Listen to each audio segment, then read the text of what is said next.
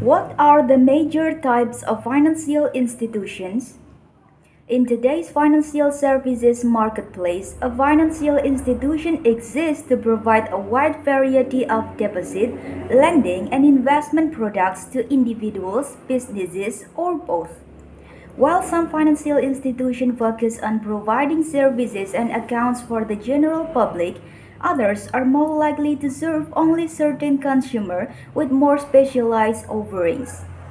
To know which financial institution is most appropriate for serving a specific need, it is important to understand the difference between the types of institution and the purposes they serve. First, central banks. Central banks are the financial institution responsible for the oversight and management of all other banks. In the United States, the central bank is the Federal Reserve Bank, which is responsible for conducting monetary policy and supervision and regulation of financial institutions. Individual consumers do not have direct contact with the central bank. Instead, large financial institutions work directly with the Federal Reserve Bank to provide products and services to the general public. Second, retail and commercial banks.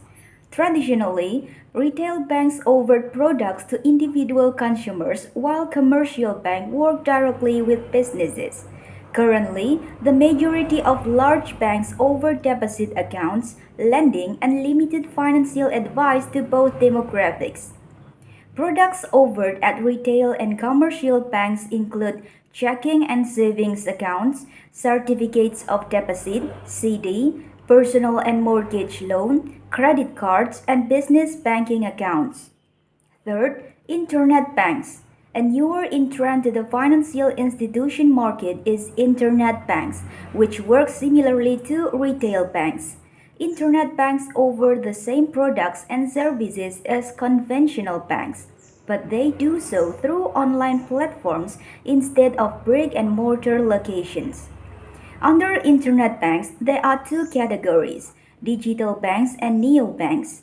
Digital banks are online-only platforms affiliated with traditional banks.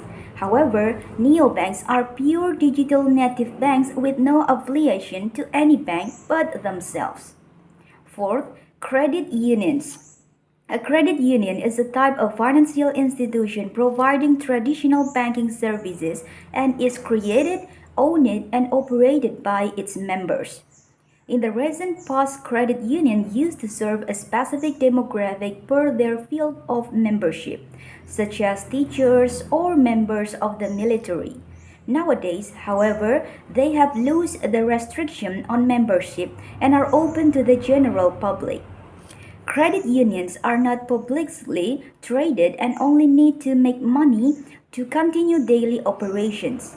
That's why they can afford to provide better rates to their customers than commercial banks.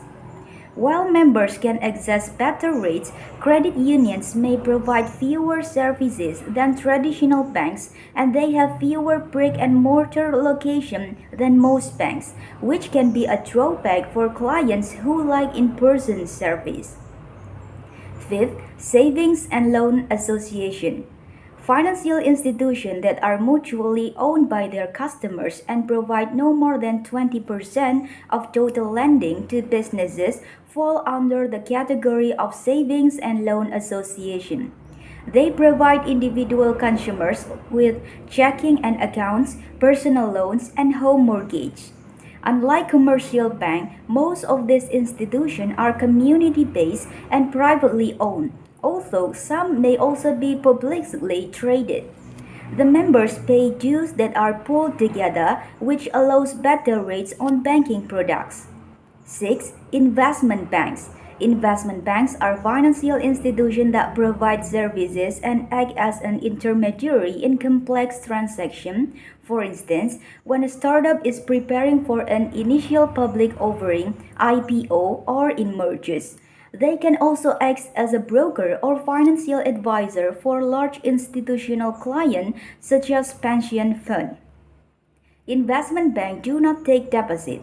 Instead, they help individuals, businesses, and governments raise capital through the issuance of securities. Investment companies, traditionally known as mutual fund companies, pool funds from individuals and institutional investors to provide them access to the broader securities market. Thank you.